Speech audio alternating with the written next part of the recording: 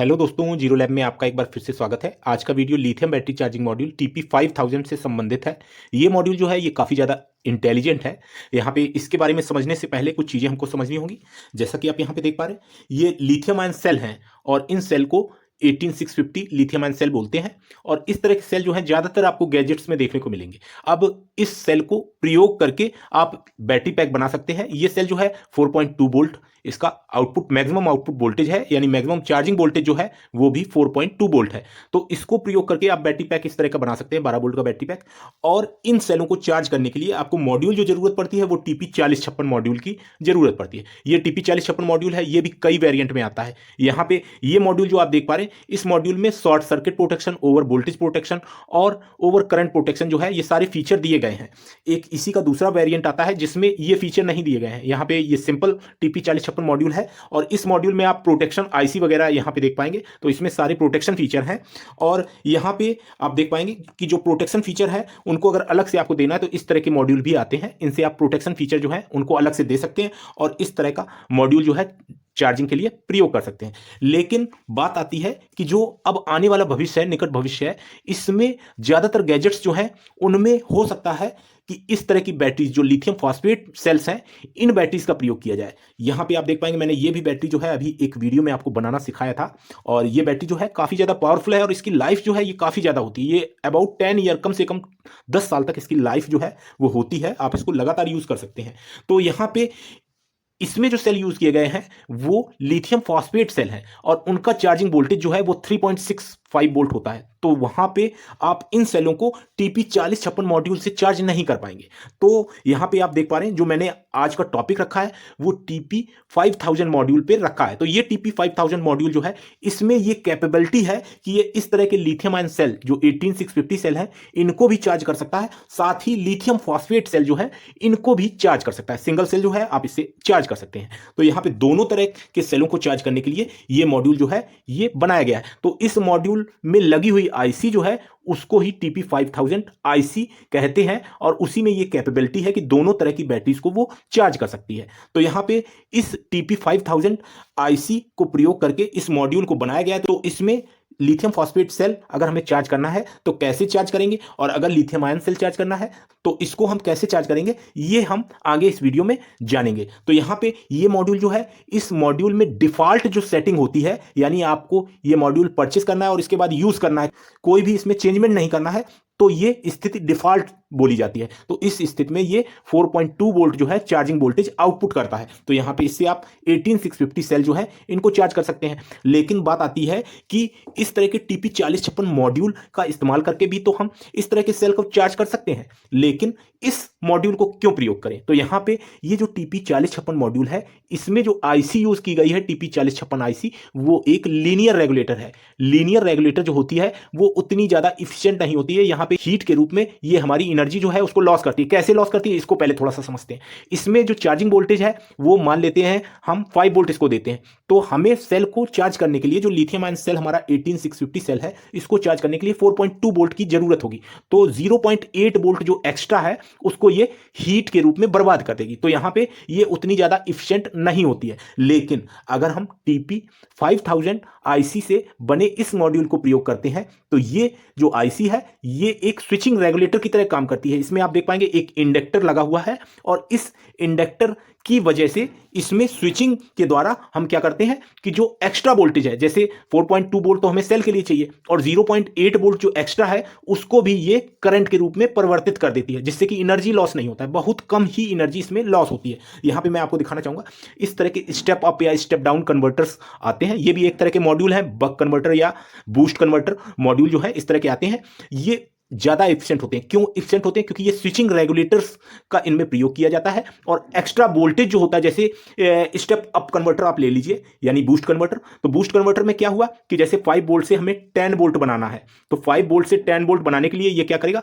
Boost करेगा और ऐसी स्थिति में इसमें जो करंट है उसको ही ये वोल्टेज में कन्वर्ट कर देता है। तो यहां पे जो एनर्जी लॉस होता है वो नहीं होता है। अब मान लेते हैं कि आपको सही से समझ में नहीं आया, अभी थोड़ा सा और मैं आपको क्लियर समझाता हूं। जैसे हम इसी जगह पे बक कन्वर्टर मानते हैं यानी स्टेप डाउन कन्वर्टर। अब कोई स्टेप डाउन कन्वर्टर है और उसमें हम 10 वोल्ट दे रहे हैं और उससे हमें 5 वोल्ट लेना है, तो वो क्या करेगा कि जो 10 वोल्ट है उस वोल्टेज को 5 वोल्ट में तो उसने कन्वर्ट कर दिया, अब 5 वोल्ट एक्स्ट्रा जो है उस 5 वोल्ट को वो करंट में कन्वर्ट कर देगा। तो यहां पे करंट में कन्वर्जन हो जाता है, एनर्जी लॉस नहीं होता है। तो ये चीज जो है, ये सिंपल सी मैंने थ्योरी जो है वो आपको समझा दी है।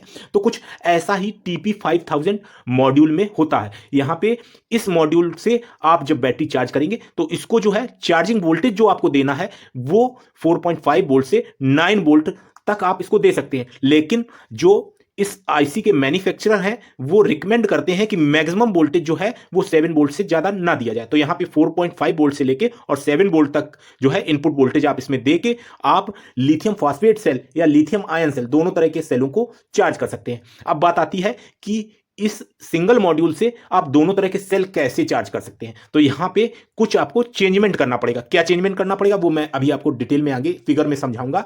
साथ ही आप इस मॉड्यूल का जो करंट है उसको घटा बढ़ा सकते हैं। डिफॉल्ट सेटिंग जो आती है इसकी, जैसे हमने ये मॉड्यूल परचेस किया तो इस मॉड्यूल से आप कोई भी इसमें चेंजमेंट ना करें तो आप इससे लिथियम आयन सेल जो 18650 सेल है इनको चार्ज कर सकते हैं, क्योंकि इसका आउटपुट वोल्टेज जो है वो सेट होता है 4.2 वोल्ट पे, और साथ ही इसका आउटपुट करंट जो है वो भी सेट है 1 एम्पियर पे। तो डिफॉल्ट करंट जो है वो हमें लिथियम आयन सेल यानी 18650 के लिए सेट किया हुआ मिलता है। लेकिन अगर हमें इस मॉड्यूल से लिथियम फॉस्फेट सेल चार्ज करनी है तो हमें कुछ सेटिंग जो है उसको चेंज करना होता है। वो मैं अभी आपको आगे फिगर में समझा देता हूं। चलिए फिगर में हम समझ लेते हैं। मैं कैमरे को जूम पोजीशन में कर लेता हूं, जिसके बाद आपको क्लियर समझ में आ जाएगा।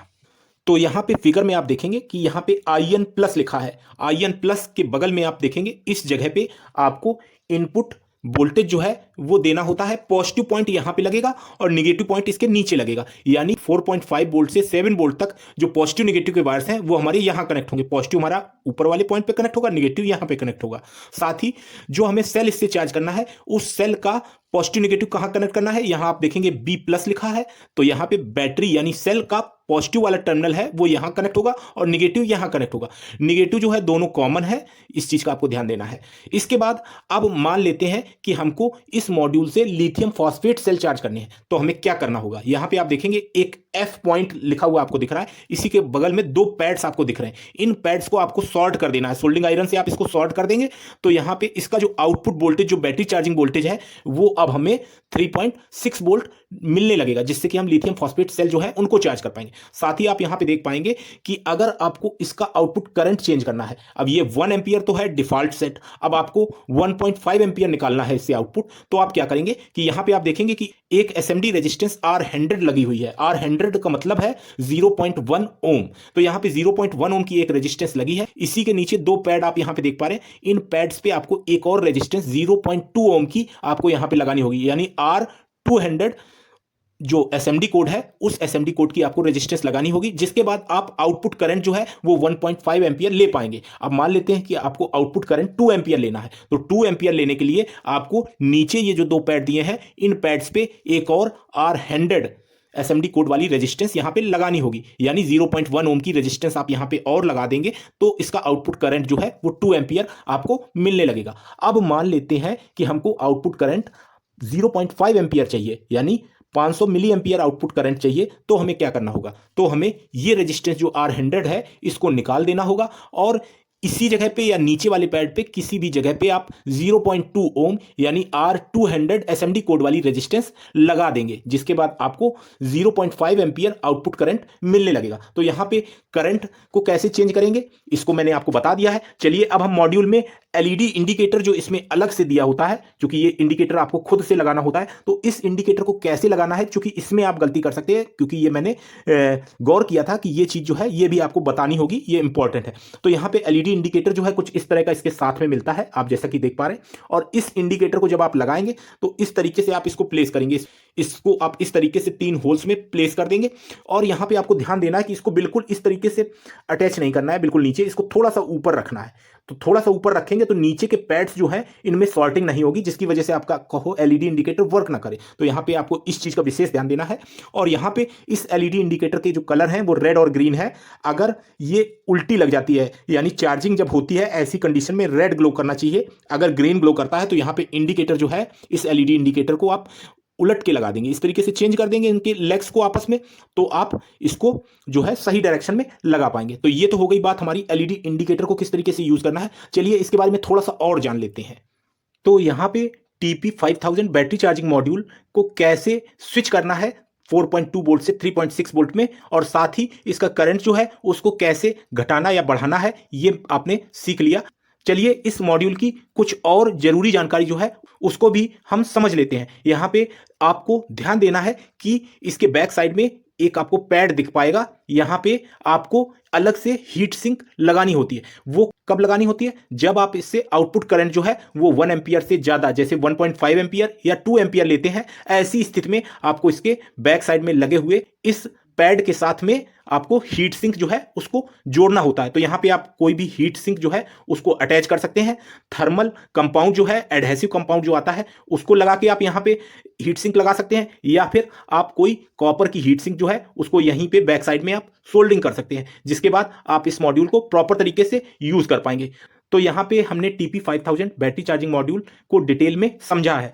अभी मैंने कुछ दिन पहले इस तरह के TP4056 मॉड्यूल पे वीडियो अपलोड किया था, डिटेल में मैंने उसको एक्सप्लेन किया था। तो आपने अगर वो वीडियो नहीं देखा है तो उस वीडियो का लिंक जो है मैंने इस वीडियो के डिस्क्रिप्शन में दे दिया है, आप वहां पे जाके इस TP4056 मॉड्यूल को डिटेल में समझ सकते हैं। साथ ही इस तरह के बैटरी पैक जो लिथियम फॉस्फेट बैटरी है, इस पैक को किस तरीके से बनाना है इसको भी मैंने डिटेल में समझाया है, और वो भी वीडियो जो है आपको इस वीडियो के डिस्क्रिप्शन में मिल जाएगा, आप उस वीडियो को भी देख सकते हैं। तो आज के वीडियो में इतना ही। Thanks for watching, have a nice day.